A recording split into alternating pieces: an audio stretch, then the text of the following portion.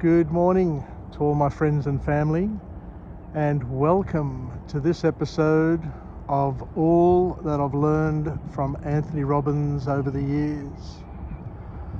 I have decided to put together a tribute series of 365 vlogs detailing all the key learnings that I've been able to accumulate over the years from the great man Anthony Robbins.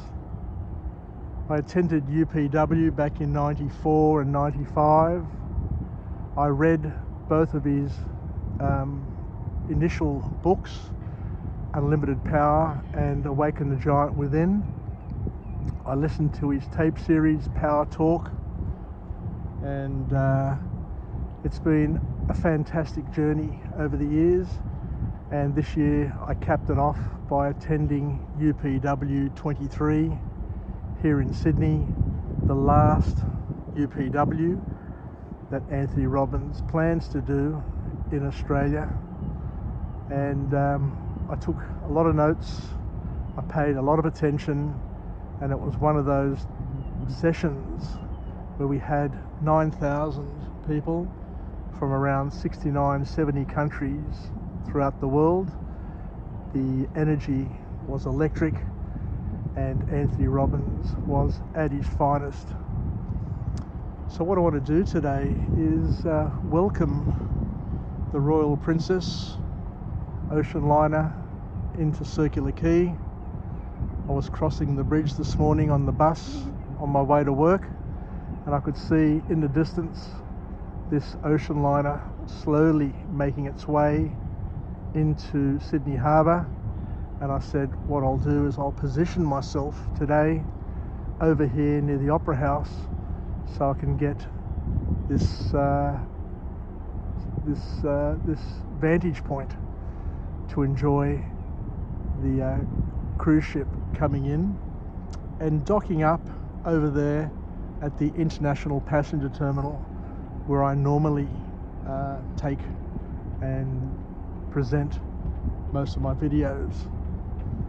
It's going to be a cracker of a morning. It looks like it's going to be a perfect sunrise, not a cloud in the sky in the east.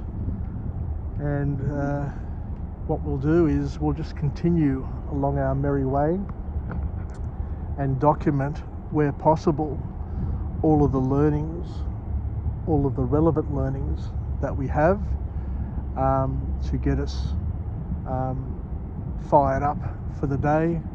It is the first day of the work week, and I just found a book of mine that I hadn't seen for years. It was a version of Awaken the Giant Within, and I went through it and I just saw that not only did I read that book, I think I read it 2 or 3 times, not only did I read that book, but I studied it, and the book is full of highlights, notes, and an encapsulation of a lot of learning, a lot of foundational learning that I was able to pick up back then. And with respect, I've had now 30 years to be able to reflect on those learnings, and hence this is why I've decided to put together a 365 episode vlog series on all that I've learned from the great man Anthony Robbins. Yesterday what we talked about was the importance of being a gap filler, and Anthony Robbins is an example of a person who is a gap filler, a person who identifies through reflection where he currently is, and then he looks for where he wants to be and what he wants to achieve, assesses the difference between where he is now and where he wants to be, and then looks at ways of putting steps or a staircase between where we are now and where he wants to be, and filling that gap by doing the work, taking the action, and getting further along the path and closer to where he wants to be. because at the end of the day, Anthony Robbins says, we all live a certain amount of time. We've all got a lifetime, and we all have the same gift, the gift of time. And everybody has the same amount of time, the same allocation of time. It's called a lifetime. And what we do in that lifetime determines and celebrates who we are as people, and gets us to be able to look back over that time and determine whether or not we've achieved our calling and became the best person or the best possible version of ourselves. So once again, Anthony Robbins is very, very big on the concept of making the most of the time that you have allocated to you, knowing very well that some people live to 70, others live to 100 years, others may live for 30, others may even live less than that. But each person has a calling or callings. You know, you don't just have one calling in life, you may have multiple callings, depending on your age, your season, your stage, your chapter. We all have different roles at different times of our lives. We can become a parent, and then we can become a grandparent. We can become married and a partner, and so on and so forth. So what we're suggesting here is that each person needs to try and identify what their purpose is in life. And in order to understand what your purpose is, one thing that we can all do is to ask ourselves the question, what can I do right now? Or is what I'm doing right now serving God with all our heart, mind and soul? Are we glorifying God with what actions we're taking? And also, in addition to that, do we love our neighbour? Is what I'm doing now an expression of love for my neighbour? Am I loving my neighbour as I love myself? Am I loving myself? There are lots of questions that we need to consider, but the key thing of all is to be reflective, to be able to sit down and see where you currently are, have some dreams, have some hopes, identify what your calling is, you know, what's going to draw you to where you want to be, what's going to fulfill you, as long as, of course, it's legal and it's aligned to where we are in the world. And to let me just get through this gate here.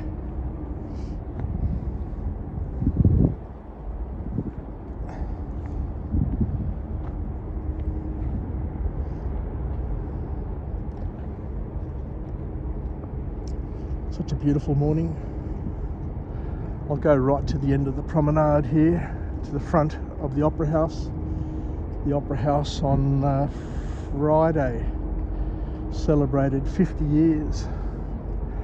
It had its 50-year birthday, and I recall back in 1973, when I was 13 years old, people were aghast at how ugly and how modern the Opera House was. And yet today, 50 years later, the Opera House has become a monument that now reflects and defines who Sydney and who Australia is, and is considered to be one of the most beautiful buildings in the world. Tony has described it as the 8th wonder of the world. But look how beautiful this city is. And this city, this country, became beautiful because we had lots and lots of gap fillers. We had migrants like my parents, like your parents, who came from a foreign land, many of which were displaced. My parents came from Greece just after World War II, where Greece was devastated, the economy was ruined, and then we had an occupation there with the Germans, the Italians, the Bulgarians, who stripped the place clean from food and assets. And then we had a horrific period within the Greek history, a civil war where Greeks were against Greeks. A terrible time, a traumatic time. My parents, my grandparents, all the people you talk about the massive trauma that they experienced during these terrible times in the history of their country. And that's just one story. That story was replicated throughout Greece, was replicated throughout Europe, and even today it's replicated throughout the world, where people get displaced from their homeland, from where they were living, and they need to find another place to live. And thank God, Australia was a place that needed migrants, needed workers, needed people who came with skills and with a desire to work. And it's been like that for many years. You've had many cultures come to this country, displaced from their countries, and have learned to start a new life in this wonderful place. A place that is very young, 235 years in terms of its modern history.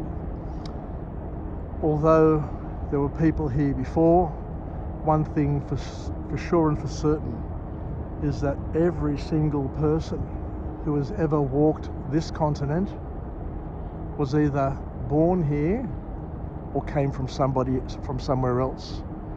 Nobody came and sprung out of the ground from here in Australia. And I say to people time and time again, Australia is God's land. It's everybody's land. And the people who came here, who shaped it, who laboured, who invested, who were patient, who fought for this country, we all are citizens of this wonderful country, and we all deserve to be called Australians. So once again, the gap fillers, the people who came here, who saw the opportunity, who created opportunity, who did the necessary work, and took the risks to call this place their home, are the ones that we need to celebrate and to thank. Hello, hello. Here we have Sammy the seal. Hello, Sammy. There you go, mate. Yep, you chill out there, man. Relax. So today, I forgot to tell you, is my 1600th vlog. Today I celebrate 1,600 videos that I've put together on my YouTube channel, Jim's 5am Club. And hopefully, within a year, I'll be able to get up to 2,000. That's what my initial goal was, to do 1,000 in a year, or sorry, 1,000 in 3 years, but I did 1,000 in 1 year, and now I've got the 1,600. And I started this program, this project, just before or just during when COVID started. Here we go. Where else in the world can you go and have the magnificent monument of the Harbour Bridge and a seal here just standing on the steps, lying on the steps?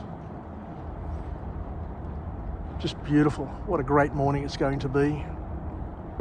Anyway, let's just continue on our learning path. What we're saying here is that it's important to be a gap filler, and Australia has lots and lots of gap fillers. But the other thing we also need to understand is that we need to figure out how to put in some steps between where we are and where we need to be to bridge the gap, to bridge the space between one side and the other. And that needs work, it needs investment, it needs foresight, and it needs commitment to action and task. And this is where Anthony Robbins reminds us that we need to find people who have done what we want to do. We need to be hanging out with people who are gap fillers and people who are achievers as opposed to talkers. The world is full of talkers, gonna do this, gonna do that, and they end up just moving on from one project to the other and not really achieving all that much in their lives. But Anthony Robbins goes on to say that we need to track, measure and quantify the gap. And if it's not written down, it's not real. So we need to track how we're going to just determine if we're on track or off track. We need to measure where we are and where we need to be, and to put in adequate numbers of steps that are achievable. And we need to quantify and qualify the gap so that we know exactly what needs to be done. And this is where Anthony Robbins reminds us of people such as Tiger Woods. Tiger Woods became great, became a world leader at what he does because his father would always ask him, what was his goal? And Tiger would say, I want to do this or I want to do that. And then his father would ask him a simple question.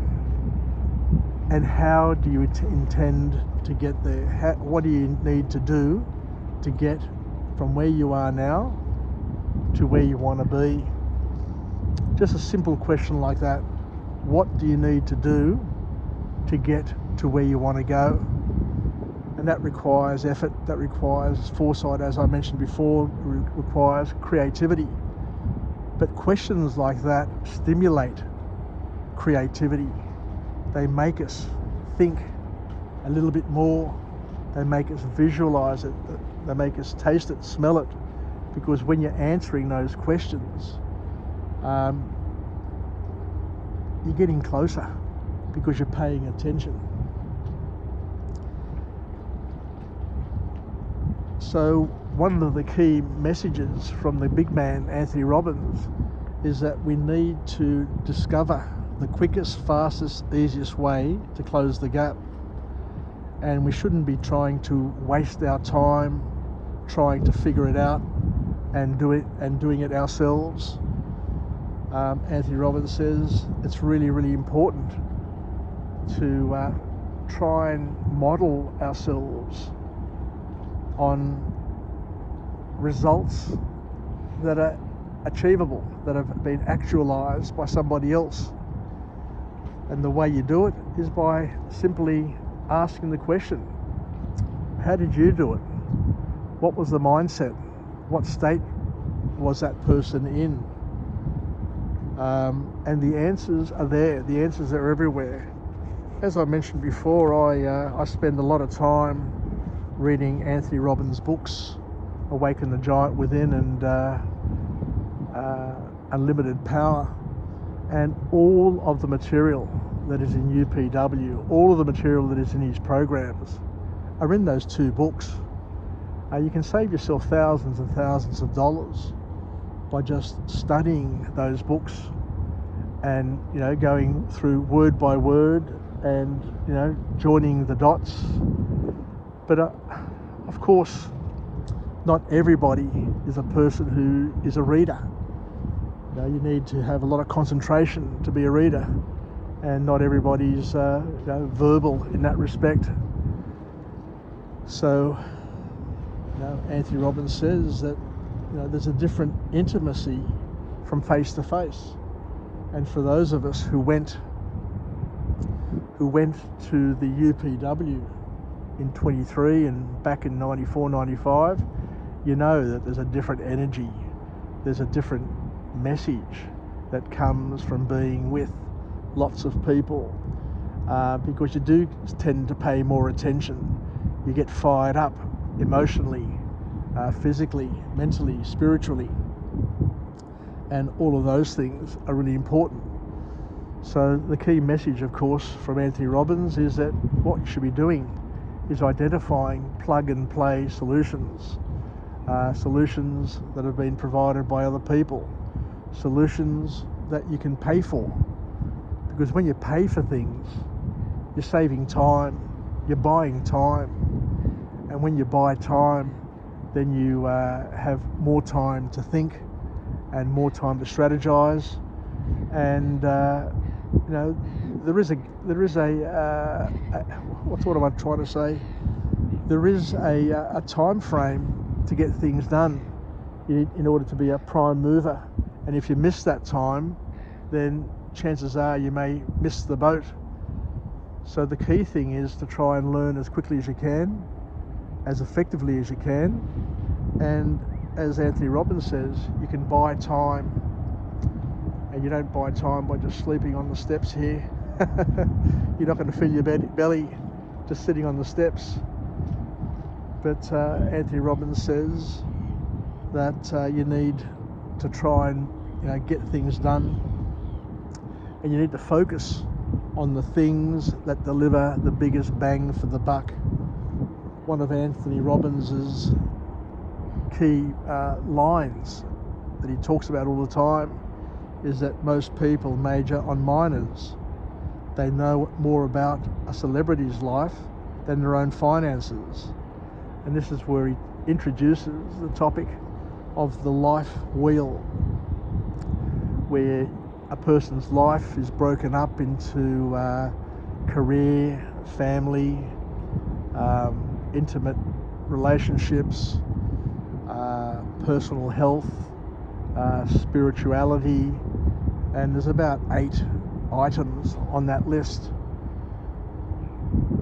And he asks people a very, very important question. He asks people to rate their lives at this point in time, to take where they're currently at and to rate it from 1 to 10 or from 0 to 10, and to be honest with themselves. And this exercise is a gap-filling exercise where you look at things and ask yourself, what would my life be like if I was able to achieve all I wanted in this aspect or this particular part of my life? How do I feel at the moment, based on where I think I'm at? And you do that in different ways for different segments of your life wheel, and then you join the dots and you map it off. And he asks a big question, and this is a really powerful question, but I love this question. He said that if your life wheel, based on how it is now, was attached to a car as 4 different wheels, how would that car drive? And you look at your life wheel, and most life wheels are not balanced. There's a little drone just zipping around the harbour there, and just going above that ship. And he asked the question, what would your car be like? It'd be pretty clunky for most people, because most people are pretty good at one aspect of their life, but in other areas of their life they're pretty poor. I remember when I was working at IBM years ago, and we did talk about life wheels. IBM was a very progressive organisation, and back in the mid-90s it was considered to be one of the best corporations in the world, and invested a lot of money on growth and development, training, so that it could get its employees to be effective, not only in their professional life, but also in their personal life as well. Because IBM was able to identify back then that they took a holistic approach, that if you're happy at home and you're happy at work, then that in itself made you a better employee overall. So what we did back then was, geez, these drones are annoying, aren't they? What we did back then is we looked at those various aspects, and I remember one of the people making a comment, and that comment was really, really important to me back then and quite profound. He says that not only do you have a life wheel, but on the opposite side of the wheel you have something which is impacted by the other side. And he said that on the life wheel you've got career, work and career, but on the other side you've got family and friends. And if you put too much into career, if you put too much into your work, then your family and your friends and those relationships suffer. So we can't have everything at the same time. But what we need to do is we need to try and bring in a balance. And IBM used to be known as I've been married. And the reason for that was the people at IBM who became successful ended up blowing their relationship, blowing up their lives, because they put far too much time into their career and not enough time into their family and friends, and ended up just destroying themselves. IBM, I've been married. And I remember then the big push within the business, given that a lot of people were having these relationship problems, was to try and bring balance and to try and get people to work hard by all means, but by the same token to have other goals in their lives, so that they didn't give everything to their work and end up burning themselves out and just ruining their lives completely. So the key message, of course, is that we need to try and build our life wheel. We need to try and assess where we are and try and have some goals and to make some progress, because once again Tony Robbins says that we need to take a holistic approach to our lives. We can't just go all out in one area, because what we'll do is we'll suffocate and destroy the other areas. We need to look after our physical health. We need to look after our mental health. We need to look after our spiritual health. We need to look after our financial health. We need, of course, to look after our work health and the health of our relationships with our families, our friends, our communities. And what we need to try and do is we need, according to the big man, to find activities where you can do multiple things at the same time, where you can nourish multiple areas of your life, that you can invest in and contribute to different parts of that life wheel at the same time, so you're getting multiple outputs, multiple investments happening. And one of the examples that we're given, that you can go to the gym, you can do exercise, but at the same time you can also listen to a podcast. You can invest in your growth and development, both physically and mentally. You can pray. You can do lots of things at the same time, but you need to itemize these things. You need to make them a project, because if left on their own, then chances are you won't do them. So once again, the key message is to be organized, so that what you're doing is deliberate. You're living with positive expectancy, but you're doing things in a way that's going to deliver those outcomes that you desire.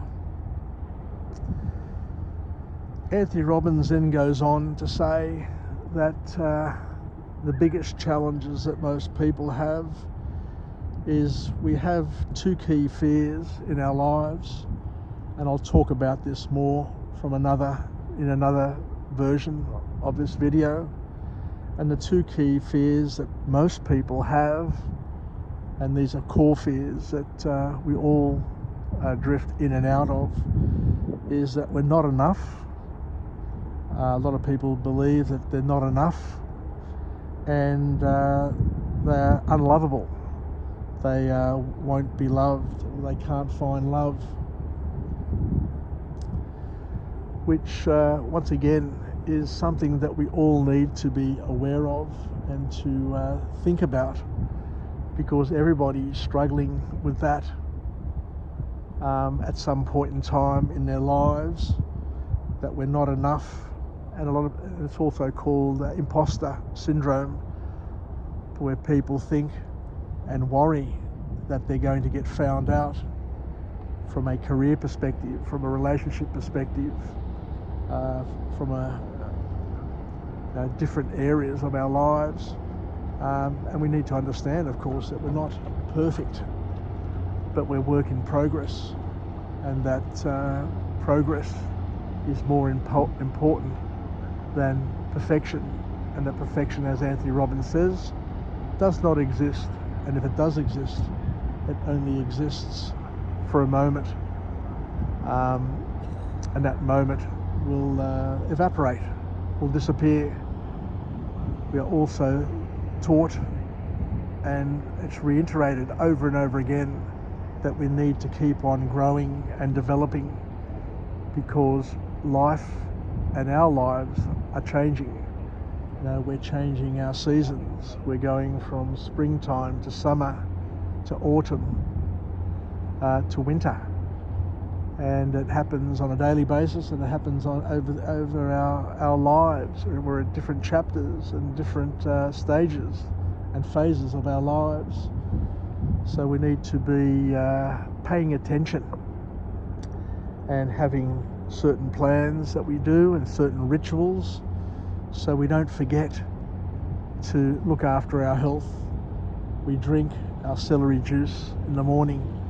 We have a glass of water with a lemon squeezed into it. When we eat, we make sure that 80% or 70% of the meal is leafy greens and salads. We minimise the red meat that we have. We minimise the toxins that we take into our bodies. We pray, we go to church, we ask ourselves empowering questions all the time.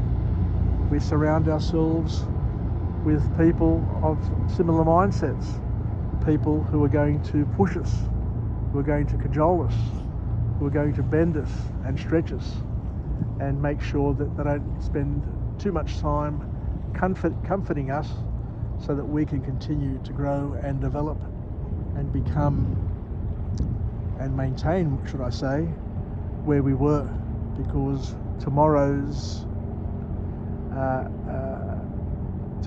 eights are today's nines, or tomorrow's sixes are today's eights. So there is a continual progression of atrophy happening in the world, we're getting older, other people are getting older, and unless we work the various muscles that we have, then we're going to atrophy and miss out on the things that are key in our lives.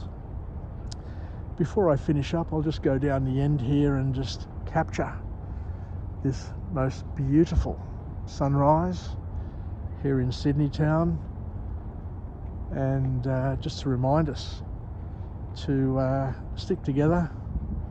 And I can promise you, if you stick with me, I will teach you more things about different things than most people have ever tried to teach you in your life. I have a YouTube channel which now has 1,600 videos in English. I've also got about 60 videos in Greek, and those videos are all about personal development, are all about learning how to get more out of your life based on OPE. OPE being other people's experiences. Tony Robbins once again reminds us that you can go through life and live one lifetime where you've got trial and error, where you learn how to do things through your own personal exertion. But you can also learn in life by doing things and learning things via OPE, via other people's experiences. And it comes in the form of books, documentaries, interviews, vlogs, podcasts, where people actually engage you in deep thinking. And to write a book or to do a vlog, people think more deeply about what they're doing and what they're saying. And you're taking their experiences, you're taking what they've learnt over a lifetime and compressing it into, say, a book or a book summary, which takes fewer hours to be able to live. So you're taking, and you can live multiple lifetimes by just learning from other people, from their books, from their experiences. You don't have to go it alone.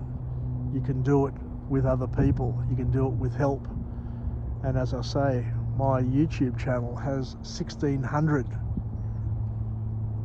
vlogs, and many of them are book summaries that I've been able to present, where I've been able to add to supplement and complement with my own personal experiences, so that we've got an inventory of life hacks. I tell my grandchildren, if you listen to one of my vlogs a day, it'll take you over 30 years to go through my whole library. 30 years. So that's one of the things that I'm doing. And as I said, the other thing that I'm doing is I'm putting a tribute together, and this is one of them, for the great man Tony Robbins, where we go through and learn from his learnings. He was able to read hundreds of books. I think he said 700, and from all of that material, from all of that OPE, he was able to build and create his program, which has been shared with or by millions of people throughout the world. Anyway, I think I'll leave it there. So good morning, Sydney. Have a happy day. Have a great start to the work week. And whenever you get a chance, do come down here to the Opera House to check out the sunrise, check out the movement of the ferries, and just kick off your day with this priming exercise, where we can just look around and just thank ourselves, thank our parents for making that important decision to come to this wonderful country, this country of opportunity, and give us and our families a chance at a great life knowing very well that they were displaced from their country. Many people left their countries not wanting to leave, but having to leave because of the circumstances which were beyond their control. So deep respect for our parents, our grandparents, our elders, our forefathers who chose to make Australia their home, who have just as much right as anybody else to call Australia their home. A lot of them have died here, a lot of them have worked here, a lot of them have lived here. And to be an Australian is not in any way based on how many years you've been here or how many generations you've been here, but how much sweat, how much effort, how much contribution you've done whilst you were here. And it's not easy for everybody. For some people it takes a number of years for them to build up some momentum.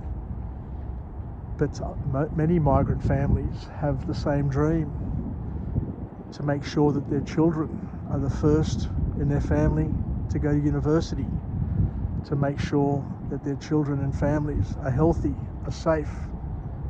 And this country does provide the foundation for those dreams to become reality.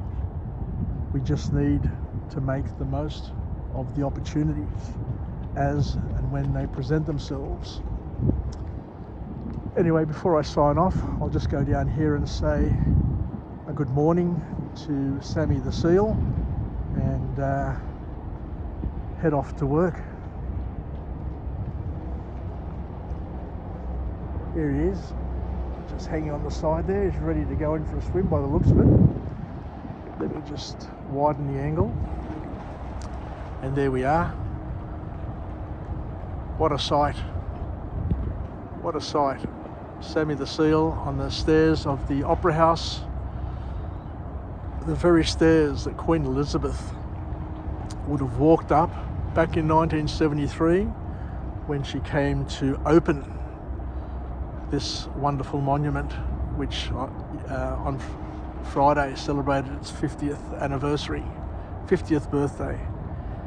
Anyway, take care everybody, wishing you all the best, and we'll chat again. I think Sammy looks like he's about to go for a swim. Take care boys and girls, yasas, and I look forward to reaching 2,000 vlogs at some point in time over the next year. Bye for now.